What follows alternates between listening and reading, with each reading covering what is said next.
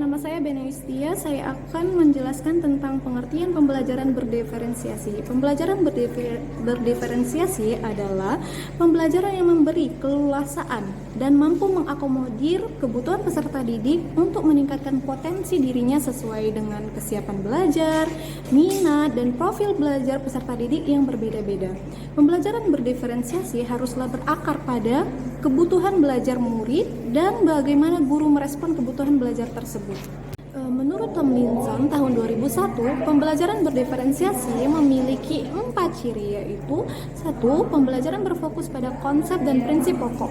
Pada ciri ini adalah harus berfokus pada kompetensi dasar pembelajaran. Ciri kedua adalah evaluasi kesiapan dan perkembangan belajar peserta didik diakomodasikan ke dalam kurikulum. Di sini perlu adanya pemetaan kebutuhan peserta didik, kemudian dimasukkan ke dalam strategi pembelajaran. Ketiga, pengelompokan peserta didik dilakukan secara fleksibel, bisa secara mandiri, berkelompok berdasarkan tingkat kecerdasan, berkelompok berdasarkan modalitas belajar, dan lain-lain. Keempat, siswa secara aktif bereksplorasi di bawah bimbingan dan arahan guru. Pembelajaran berdiferensiasi ini berpusat kepada siswa. Hai, saya Leni, saya akan membahas tentang contoh keragaman peserta didik di kelas.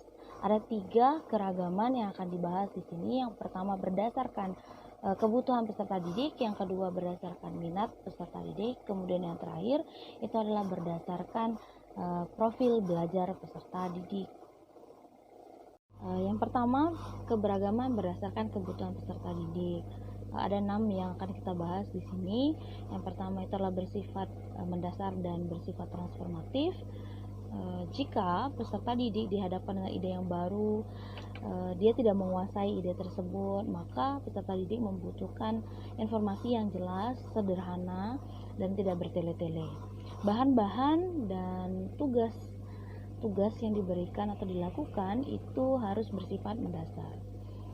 Justru sebaliknya, jika peserta didik yang memiliki atau memahami bidang tersebut, maka tugas-tugas atau bahan-bahan yang dilakukan dan diberikan itu harus bersifat transformatif.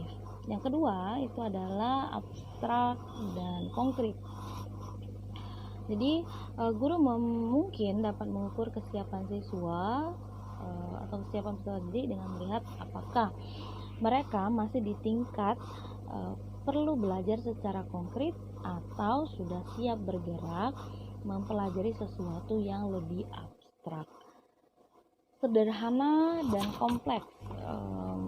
Beberapa peserta didik mungkin perlu bekerja dengan materi yang lebih sederhana pada suatu waktu, atau bisa juga menyelesaikan sesuatu yang rumit pada suatu waktu yang lain. Terstruktur dan open-minded. Kadang-kadang peserta didik perlu menyelesaikan tugas yang ditata dengan cukup baik untuk mereka. Atau juga mereka sudah siap menjelajah dan menggunakan kreativitas yang mereka miliki. Kemudian ada dependence dan independent. Walaupun pada akhir pembelajaran kita ingin mereka mandiri dalam belajar, berpikir, dan memahami atau menghasilkan pekerjaan secara mandiri, tapi ada beberapa peserta didik yang mungkin belum siap, atau mungkin ada juga peserta didik yang sudah siap kemandiriannya lebih awal daripada yang lain. Kemudian lambat dan cepat. Beberapa peserta didik yang kemampuannya baik dalam suatu mata pelajaran mungkin akan lebih cepat menangkap pelajaran tersebut, tetapi di bidang yang lain atau di pelajaran yang lain mungkin saja dia bisa lebih lambat, tergantung kepada apa yang dia kuasai atau bidang yang dia kuasai. Dan materi yang berdasarkan minat dan berdasarkan profil belajar peserta didik akan dijelaskan oleh Merly. Yang kedua, kita bisa melihat keberagaman di dalam kelas melalui minat belajar peserta didik masing-masing. Seperti yang kita ketahui, di dalam satu kelas itu pasti memiliki perbedaan. Sebagian peserta didik lebih mudah menerima pembelajaran melalui media visual. Di sini, mereka lebih suka atau lebih mudah menyerap materi apabila mereka melihat foto, gambar, ataupun menonton tayangan video daripada mendengar atau membaca. Yang kedua, yaitu auditory. Di sini, peserta didik lebih suka atau lebih mudah menyerap materi apabila mereka belajar dengan mendengar. Aktivitas apa yang cocok di dalam auditori? Di sini mereka pasti akan aktif dalam diskusi, tanya jawab untuk mengklarifikasi materi yang sudah mereka dengarkan. Dan yang ketiga yaitu kinestetik. Di sini siswa akan lebih mudah menyerap pelajaran dengan melakukan learning by doing, sambil belajar sambil melakukan sesuatu. Dan yang terakhir adalah kita bisa melihat keberagaman peserta didik melalui profil belajar peserta didik. Profil belajar peserta didik di sini maksudnya ialah karakteristik unik yang dimiliki oleh setiap peserta didik yang dapat mempengaruhi pola, gaya, atau kebiasaan belajar mereka. Lalu apa saja sih yang dapat kita temukan di dalam kelas melalui profil belajar peserta didik ini? Yang pertama, kita dapat menemukan perbedaan suku, budaya, agama, bahasa, ketertarikan atau minat, status ekonomi, kepribadian, watak peserta didik, gaya belajar, setelah itu preferensi belajar. Preferensi belajar di sini maksudnya setiap peserta didik memiliki acuan pada pola belajar mereka. Ada yang belajar menggunakan buku, e-book, ataupun YouTube, dan masih banyak preferensi yang lain. Selanjutnya yaitu latar belakang peserta didik. Di sini maksudnya adalah relasi atau hubungan antara orang tua dan tempat tinggal peserta didik. Kemudian konsentrasi. Setelah itu pembelajaran dinamis. Pembelajaran dinamis maksudnya setiap peserta didik memiliki metode masing-masing dalam menerima dan menyerap pembelajaran. Ada yang fokus pada komunikasi, kolaborasi, kreativitas, berpikir kritis, ataupun keterampilan. Dan yang terakhir yaitu prior experience atau pengalaman yang dimiliki peserta didik sebelumnya. Walaupun peserta didik memiliki keragaman dan perbedaan masing-masing, ini bukanlah suatu halangan. Mereka, para peserta didik, tetap memiliki hak yang sama dalam menerima pembelajaran sesuai dengan kebutuhan mereka masing-masing melalui pembelajaran berdiferensiasi ini. Saya Berti Artikasari dari kelompok 3. Selanjutnya saya akan menjelaskan mengenai teori-teori yang melatar belakangi perlunya pembelajaran berdiferensiasi. Ada 4 teori yang melatar belakangi perlunya pembelajaran berdiferensiasi. Yang pertama, teori sistem ekologi, lalu yang kedua ada teori multiple intelligence, dan yang ketiga ada zona of proximal development, dan yang terakhir ada learning modalities. Untuk teori sistem ekologi ini dikemukakan oleh Uri Bronfenbrenner yang dimana beliau adalah seorang sosiokultural yang membahas atau menjelaskan mengenai perkembangan individu dan interaksinya dengan lingkungan di luar dirinya yang akan terus-menerus mempengaruhi segala aspek perkembangan.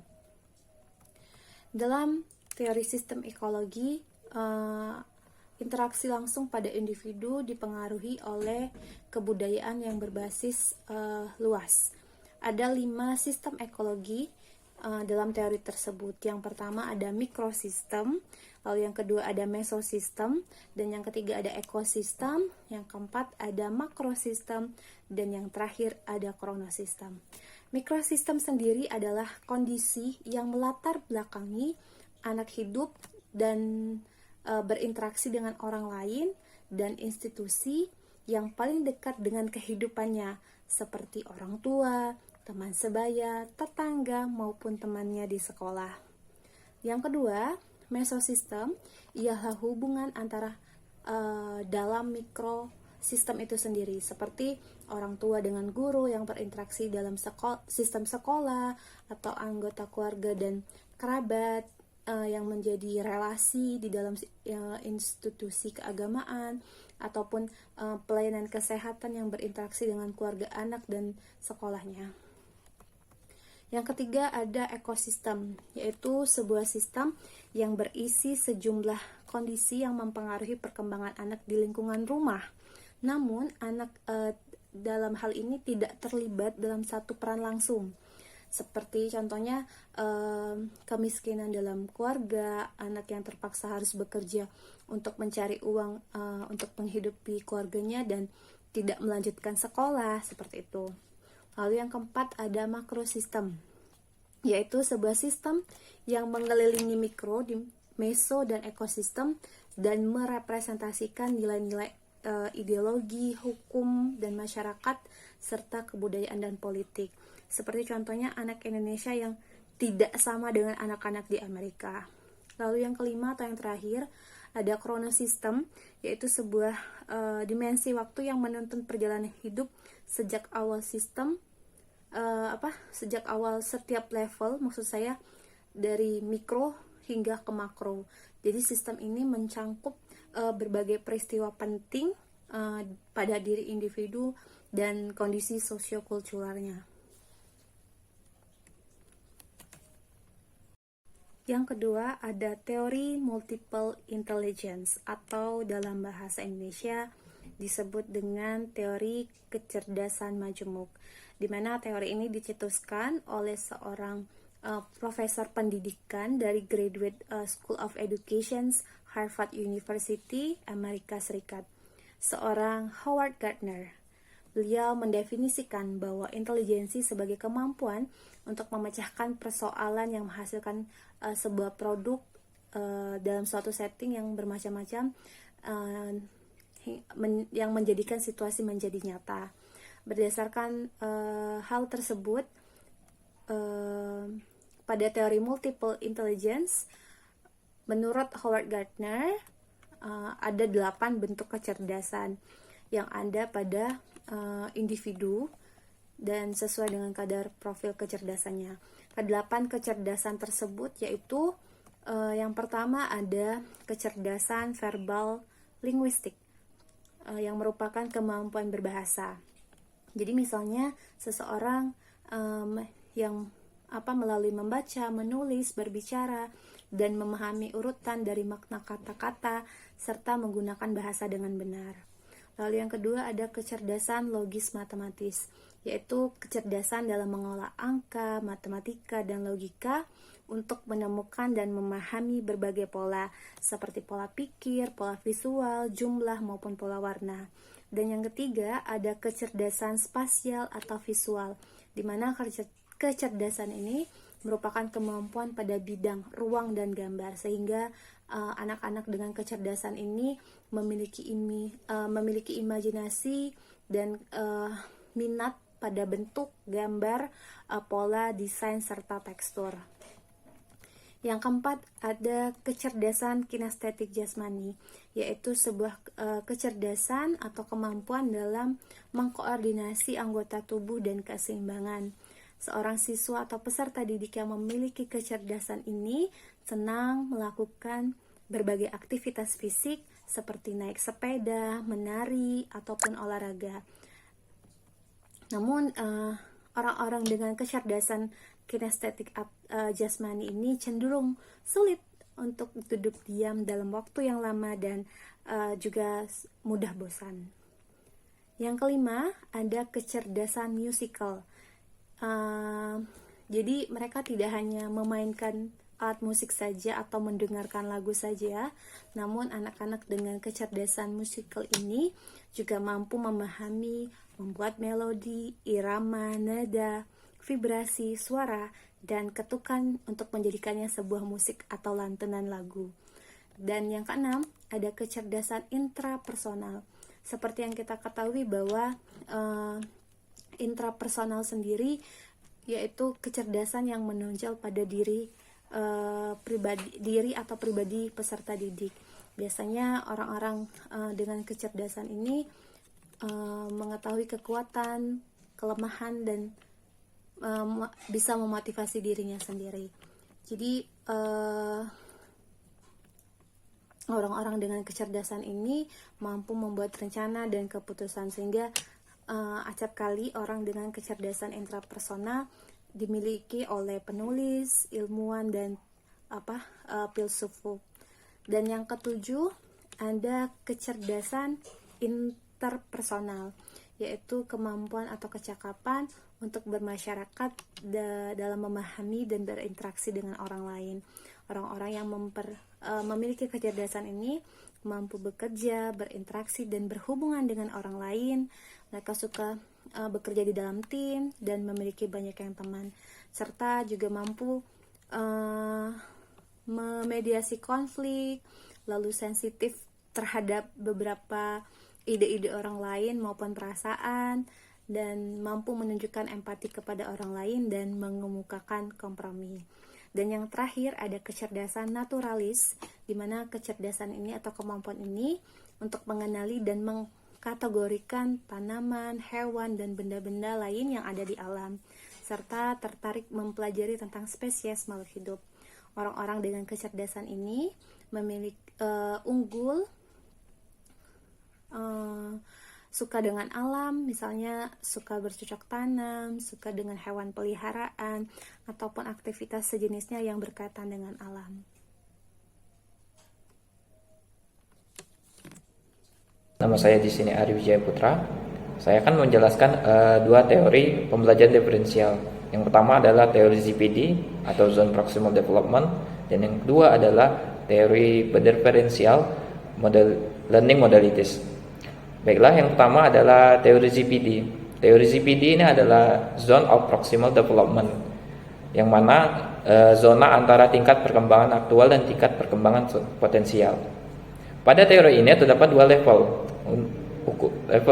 untuk ukuran kemampuan dan potensi peserta didik, yaitu tingkat perkembangan aktual dan tingkat perkembangan potensial. Tingkat perkembangan aktual adalah peserta didik ketika peserta didik untuk menyelesaikan tugas atau soal tanpa bantuan orang lain. Dan yang kedua, tingkat perkembangan potensial, yang mana ini adalah tingkat dari kompensasi peserta didik yang dapat tercapai ketika dia dibantu oleh orang lain.